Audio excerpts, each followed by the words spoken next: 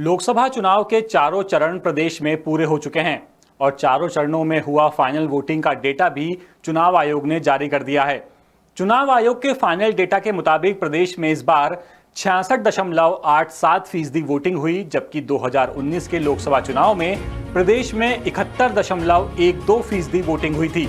यानी इस बार वोटिंग 4.25% घट गई। लेकिन आखिर इस बार ऐसा क्या हुआ कि प्रदेश में वोटिंग का परसेंटेज सीधे 4.25% तक गिर गया। इंदौर में तो चलिए मामला समझ में आता है, जो कुछ भी हुआ उसके बाद इंदौर में वोटिंग घटना तय ही था। लेकिन पूरे प्रदेश में ऐसा क्यों हुआ, ये एक बड़ा सवाल है। लेकिन यहाँ एक बात और गौर करने वाली है कि ऐसा नहीं है कि सारी की सारी 29 सीटों पर ही वोटिंग कम हुई हो। जिन सीटों पर बीजेपी और कांग्रेस के बीच कड़ा मुकाबला था या दोनों ही पार्टियों के जाने माने चेहरे मैदान में थे, वहां वोटिंग का परसेंटेज 70 से ऊपर रहा। या फिर वो सीटें जहां जातिगत समीकरण सामने आ रहे थे, वहां भी वोटिंग ज्यादा हुई। दूसरी तरफ जहां बीजेपी के अंदर उम्मीदवारों के चयन को लेकर आंतरिक विरोध था, या फिर जिन्हें टिकट दिया गया उनकी इमेज जनता के बीच खराब थी, या फिर दोनों ही पार्टियों ने कमजोर चेहरा मैदान में उतारा, उन्हीं सीटों पर वोटिंग कम हुई है। चलिए आपको उन सीटों के बारे में बताते हैं जहां वोटिंग ज्यादा रही। सबसे पहले बात करते हैं छिंदवाड़ा सीट की।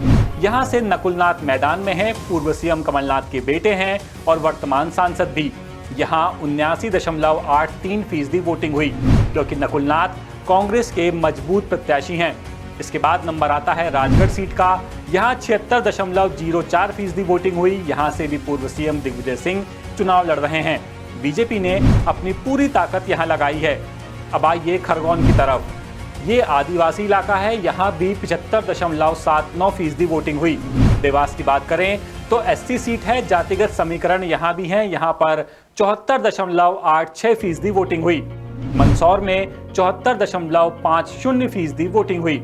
गुर्जर आबादी यहां ज्यादा है। बात करें विदिशा सीट की तो यहां पर 74.48% वोटिंग हुई। यहां से तो खुद शिवराज सिंह चौहान चुनाव लड़ रहे हैं। लाडली बहनाओं ने लगता है जमकर ही वोटिंग की है। रही बात बालाघाट की तो यहां पर 73.45% वोटिंग हुई।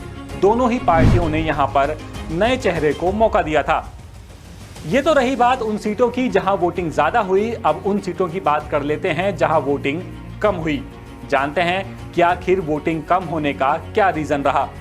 कम वोटिंग में पहले नंबर पर आता है रीवा। यहां महज 49.42% वोटिंग हुई।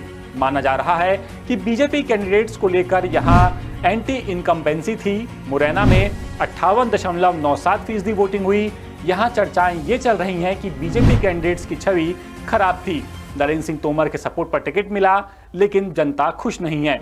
जबकि रही बात खजुराहो की तो यहां मात्र 56.96% मतदान हुआ, क्योंकि यहां एक तरफा मुकाबला हो गया था। याद कीजिए, सपा प्रत्याशी का नामांकन ही रद्द कर दिया गया था। तो देखा आपने कैसे वोटिंग कम हो या ज्यादा, ये सिर्फ एक फैक्टर पर निर्भर नहीं कर रहा है। अलग अलग लोकसभा सीटों पर जो भी वोटिंग के आंकड़े निकलकर सामने आ रहे हैं, वो कहीं ना कहीं कुछ अलग ही कहानी बयां कर रहे हैं। बहरहाल अपडेट्स के लिए बने रहिए दा सूत्र के साथ। नमस्कार।